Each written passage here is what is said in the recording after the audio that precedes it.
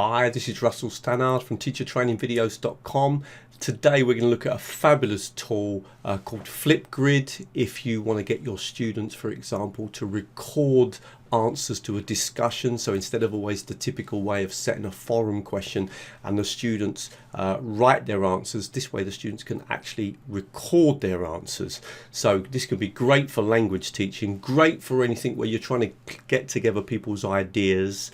And it's a lovely tool. It's free in the basic package as well. And what I'm going to do to really help you is I'm going to show you both the teacher's view and the student's view to make it absolutely clear how you use this technology. Great if you're teaching online, of course, particularly useful for any sort of discussion, brainstorming type of activity. Let's get straight into it. And as always, if you like the video, please like it, please share it, please comment on it. And of course, please come and join me on my YouTube channel. Let's get started.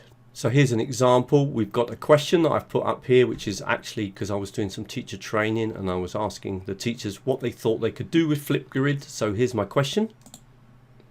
So I'd be interested in your view of Flipgrid. Do you think it's a technology that you could use? And then basically the teachers have recorded their responses, and so far I've got a total of 14 responses. And I can simply click on any of these responses and listen to the people's audio recordings that are a total of up to 1 minute and 30 seconds, which is amazingly quite a lot of content. And so you start to realize how useful even just a short recording of 1.5 minutes is. So how can we do this? How can we set up questions and then get the students to respond?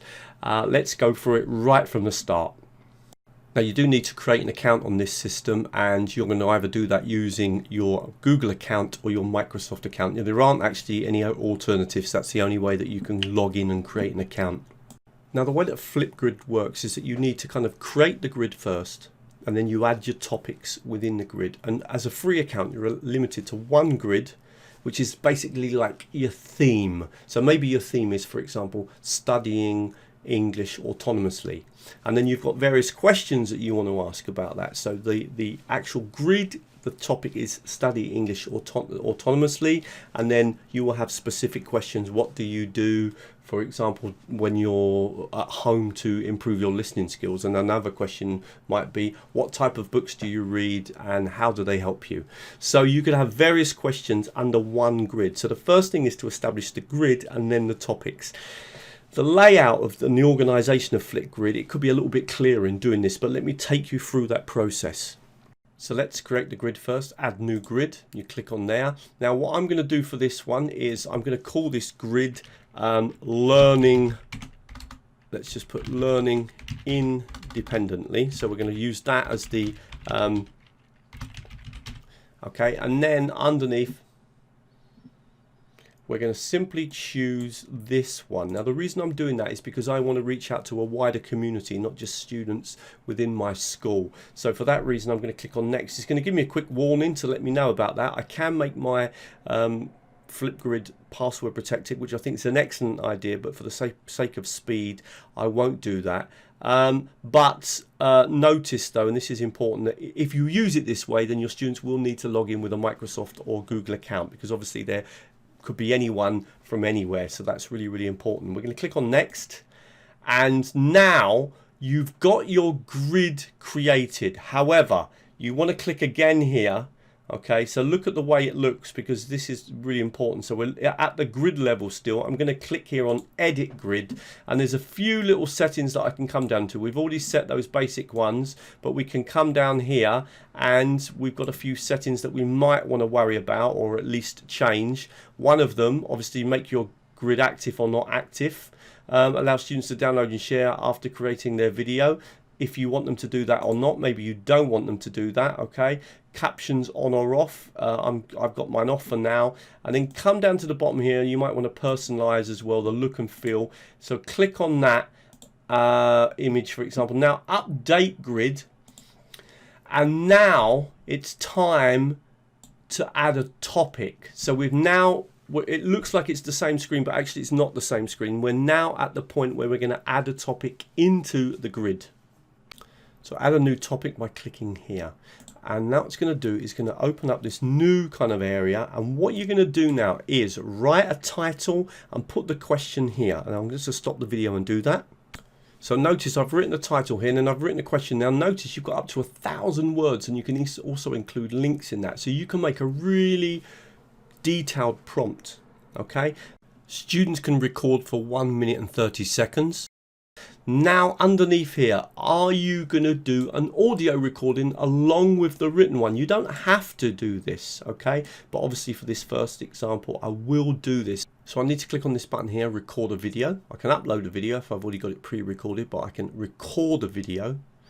It's going to connect to my camera, which it's done absolutely fine. Now there's a couple of interesting things. Some people might not want to have their camera on, and there's an easy way of dealing with that, which one of my students showed me the other day, and that is if I come over to board and just choose board, and for example I'm just going to paint the board in a color.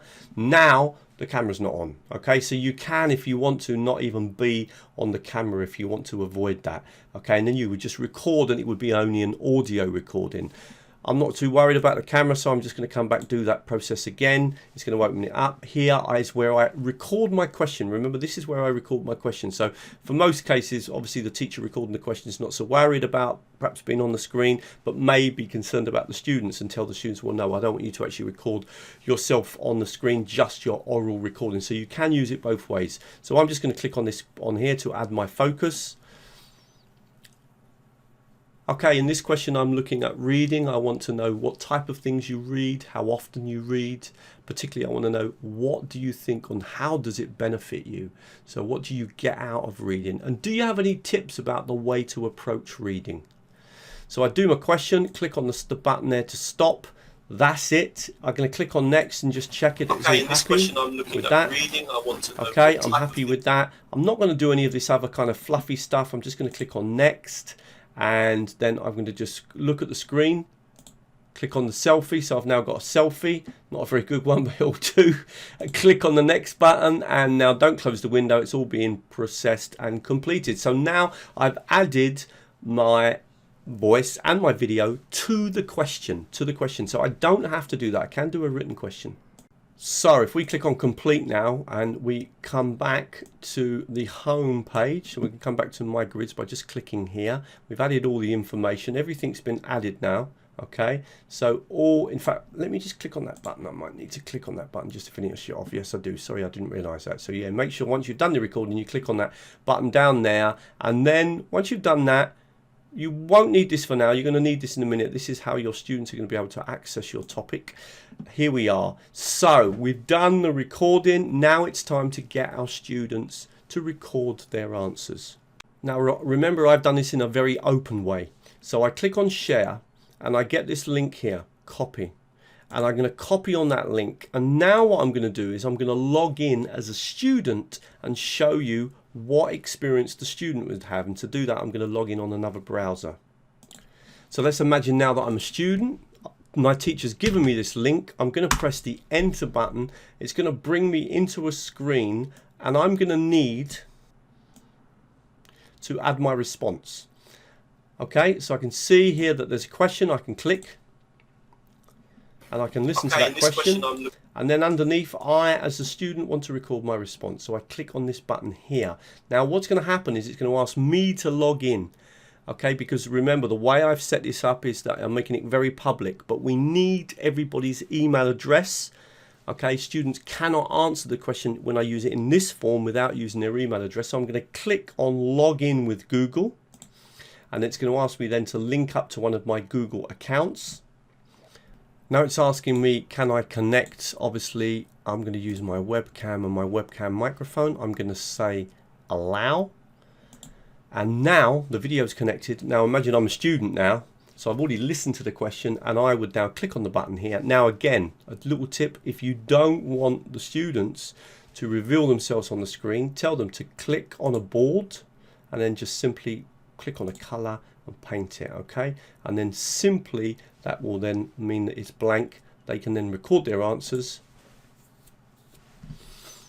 So this is where I put my answer, blah blah blah blah blah blah blah blah blah blah blah blah blah blah, and then once I finish, click on pause, click on next. You can redo, of course. Click on next, So this is where I put my answer, blah, blah, blah, blah, blah, blah, click on next, do a selfie, and I believe again with the selfie, if you wanted to, you could kind of cover it over and just, you know, black it out or white it out or whatever, or you could, I'm guessing, use a sticker if you just want to do that, so you could be on the screen as an image. That would also work. Click on next, and now I just have to put in my answer. So this is, let's imagine this is from the student Tom, nothing else, Tom. Okay, that's all I need to do, and then I can submit my answer. So now the teacher will have received that answer, and it will be added underneath the grid as the first reply to that particular topic. Remember, you can have multiple topics within one grid. So let's go back as the teacher.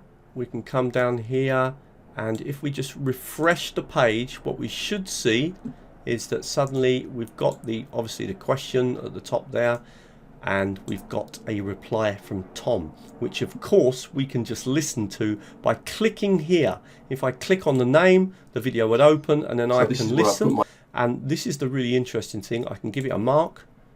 So I'm going to give it a mark of, say, 5 out of 5. I can write some comments, and because Tom logged in with his email address, I can click on email feedback and it will come straight to him. So this is a great process for both receiving videos and then listening to the recordings as the teacher, and then providing feedback to the students.